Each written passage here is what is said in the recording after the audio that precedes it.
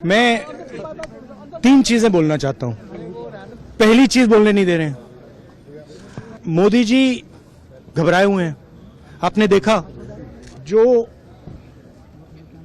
Trade deal 4 महीने से रुकी हुई थी 4 महीने से कुछ बदला नहीं।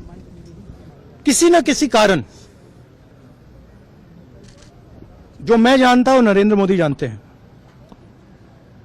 नरेंद्र मोदी जी ने कल शाम उस डील को साइन कर दिया। नरेंद्र मोदी जी पर प्रेशर है, भयंकर प्रेशर है। और नरेंद्र मोदी जी का जो इमेज का गुब्बारा है, जो हजारों करोड़ रुपए लेकर बनाया गया था, वो फूट सकता है। इशू ये नारावाने की स्टेटमेंट नहीं है, ये साइड शो है। और वो भी जानते हैं, मैं भी जानता हूं।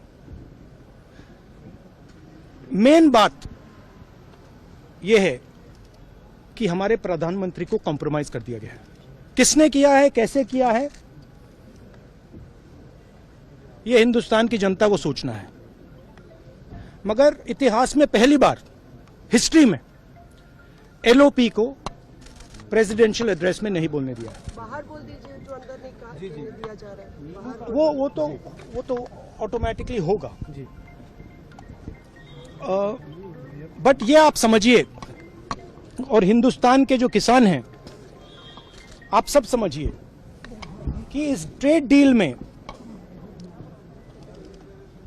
आपकी मेहनत को, आपके खून पसीने को नरेंद्र मोदी जी ने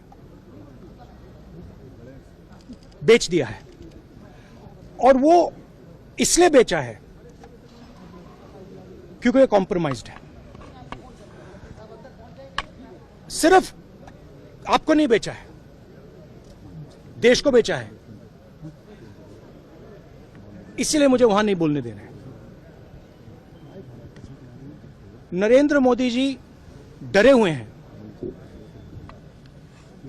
क्योंकि जिन लोगों ने उनकी इमेज बनाई है, वो अब उस इमेज को फोड़ने लगे हैं। एक अदानी जी पर केस है यूनाइटेड स्टेट्स में।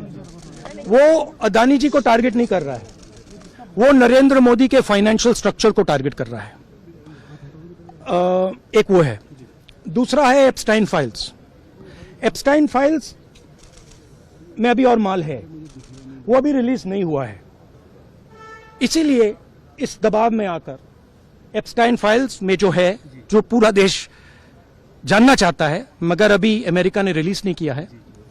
और दूसरा जो अदानी जी पर केस है, जो एक्चुअली मोदी जी पर केस है, क्योंकि वो बीजेपी का फाइनेंशियल स्ट्रक्चर है, मोदी जी का फाइनेंशियल स्ट्रक्चर है। तो ये 2 प्रेशर पॉइंट्स हैं। और आप ये बात समझ लो, देश ये समझ ले कि प्रधानमंत्री कॉम्प्रोमाइज्ड है।